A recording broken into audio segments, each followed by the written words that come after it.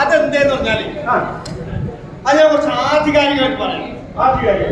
പുരുഷാധികാരത്തിന്റെ പുരുഷ മേധാവിത്വത്തിന്റെ കാലത്ത് ഒരു പെണ്ണും കല്യാണത്തിന് തയ്യാറാവില്ല.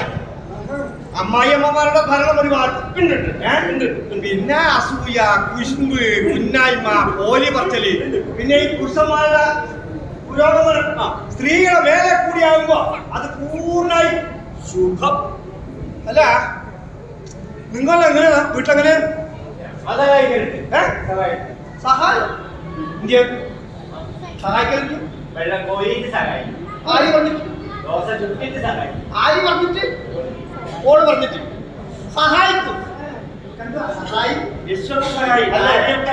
എന്തെല്ലാം സഹായിക്കല്?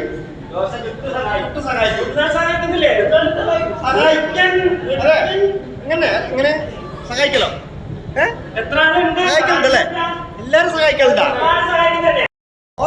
അല്ലേ? എത്ര പൈസ പിരിച്ചിട്ട് ചെലവിട്ടിട്ട് അല്ലേ? ചെലവാക്കിയില്ലേ? എത്ര ഉണ്ടായിരുന്നു? മൂന്ന് കുളം കഴിഞ്ഞോ? മൂന്ന് കുളം മൂടിയിട്ട് ഇന്റർലോക്ക് ആക്കിയില്ലേ? നല്ല സ്റ്റൈലില് വലിയ രണ്ട് മരം ഉണ്ടായിരുന്നു. മുമ്പിലെ തണല് മരം കറക്റ്റ് കൊത്തിയിട്ട് വലിയ മതിൽ വെച്ചു. അല്ല, ഗേറ്റ് ഉണ്ടാക്കി. ആ ഗേറ്റിനെക്കാളും വലിയ മതിൽ വെച്ചിട്ടുണ്ടോ? അപ്പുറത്തും ഇപ്പുറത്തും ഇല്ലെങ്കിൽ ദൈവത്തിനെ കാണാനാക്കിയത്. ഓർക്ക് പുറത്തേക്കും ചെയ്യാൻ അല്ലേ?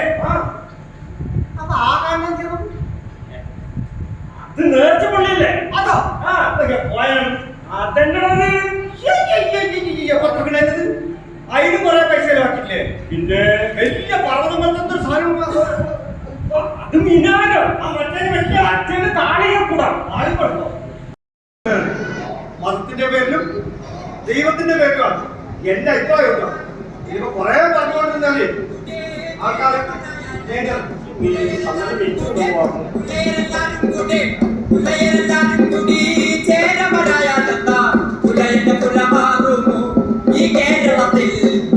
ശുഭം വരുമോ?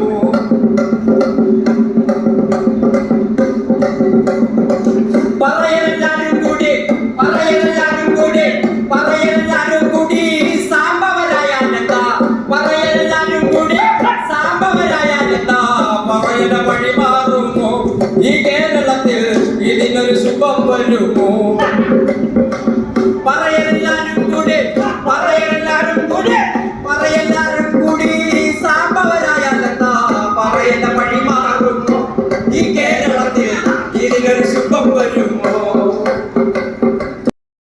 താനേ നാനേ നാനേ താനേ നാനേ നാനേ താനേ നാനേ നാനേ താനേ നാനേ താനേ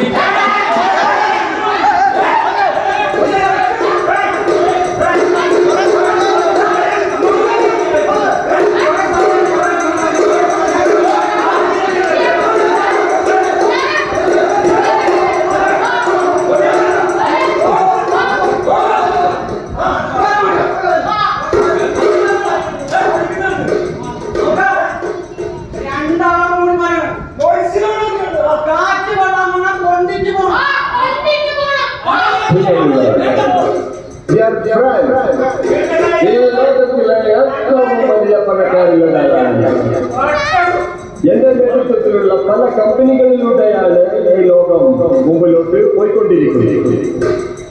നിങ്ങൾ ഓരോരുത്തരും 21,000 രൂപ, അതെ 21,000 രൂപ